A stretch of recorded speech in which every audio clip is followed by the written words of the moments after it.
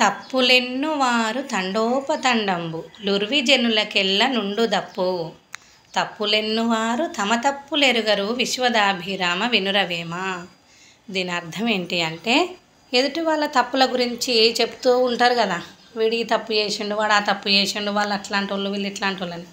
అట్లా ఎదుటి వాళ్ళ తప్పుల గురించి చెప్పేటోడు తను ఏం చేస్తున్నాడో తను తెలుసుకోలేడు. తప్పు చేయని వాళ్ళు ఎవరు, అందరు చేస్తారు. కానీ వాడు ఎదుటి వాళ్ళ ఎత్తి చూపటంలోనే తన టైం అంతా చూపిస్తాడు. తను ఏం చేస్తుండో, తను చేస్తున్న తప్పులేంటి అనేటి తను తెలుసుకోలేడు. ఉదాహరణగా చెప్పాలంటే, హెచ్సియు ఉంది, మన ముఖ్యమంత్రి గారు. ఆయన పదవి ఎక్కే ముందు ఏం చేసిండు, ఎవరైతే అధికారంలో ఉన్నారో ఆ పార్టీ వాళ్ళు ప్రజలను ఈ విధంగా దోసుకుంటున్నారు, ఆ విధంగా ఇబ్బంది పెడుతున్నారు, ప్రజల క్షేమాన్ని కోరుకోవటం లేదు, ప్రజలకు చెడు చేస్తున్నారు, ప్రజలను ఇబ్బంది పెడుతున్నారు, ప్రజలను దోసుకుంటున్నారు, గవర్నమెంట్ సొమ్మంతా దోసుకుంటున్నారు, ఇట్లా మాట్లాడు. కానీ మరి ఇప్పుడు ఆయన చేస్తుంది ఏంది, హెచ్సి భూముల్ని ఆక్రమించాలని చూస్తుండు, పర్యావరణాన్ని పాడు చేస్తుండు. అది తప్పులే, ఆయనకు తెలుసు. తెలియదా తను పర్యావరణాన్ని పాడు చేస్తున్నా అని?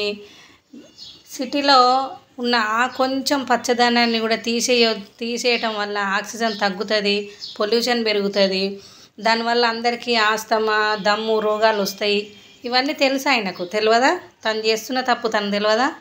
తెలుసు. వన్యప్రాణులను చంపడం తప్పని తెలియదా? చెట్లు పెట్టాలి, చెట్లు పెంచాలి, వన సంరక్షణ అని నినాదాలు చేసే ఈ గవర్నమెంటు చెట్లను కూలగొట్టడం తప్పని ముఖ్యమంత్రి గారికి తెలియదా? తెలుసు. తను చేస్తున్న తప్పులేంటో తనకు తెలుసు. ఒక విద్యాలయంలో ఉన్న జాగని అట్లా ఆక్రమించొద్దు, అది తప్పు అని ఆయనకు తెలియదా? తన పార్టీ పెద్ద ఎవరైతే ఇందిరాగాంధీ అప్పుడు ఎప్పుడో ఇచ్చిన ఆ భూమిని అట్లా లాక్కోవడం తప్పని తనకు తెలియదా? తెలుసు. తను చేస్తున్న తప్పులేంటో తనకు తెలుసు. తెలిసి చేస్తున్నాడు ఆయన. చేస్తూ ఉల్టా వేరే వాళ్ళు తన గురించి తప్పుగా మాట్లాడుతున్నారని అంటున్నాడు. ఈ పద్యంలో ఉన్నది కూడా అదే. వాళ్ళు చేస్తున్న తప్పుల్ని వాళ్ళు తెలుసుకోలేరు, తెలిసినా కూడా తెలియనట్టుగా ఉంటారు. ఎదుటి వాళ్ళ తప్పుల్ని ఎత్తి చూపటంలో తమ తప్పుల్ని కప్పిపుచ్చుకుంటారు.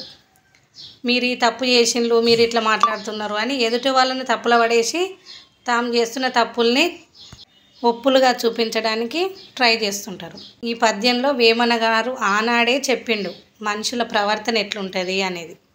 హెచ్సియు పరంగా ముఖ్యమంత్రి గారు చేస్తుంది తప్పే.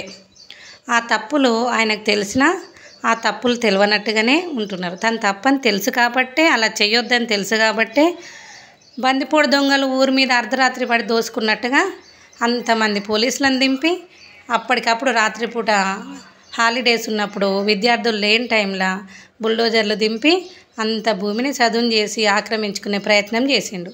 ఒకవేళ తను చేస్తుంది తప్పు కాదు అన్నట్లయితే తను సామరస్యంగా ప్రెస్ మీట్ పెట్టి అందరి ముందు విద్యార్థులను, అక్కడున్న పెద్దవాళ్ళు ఉన్నారో అందరినీ కూర్చోబెట్టి సామరస్యంగా వాటిని తీసుకునే ప్రయత్నం చేసు.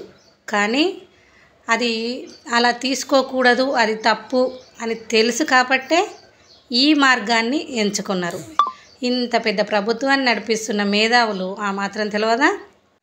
అన్నీ తెలిసినా తమ తప్పులు ఏంటో తాము ఎంచుకోరు కాబట్టే ఇలా చేస్తున్నారు.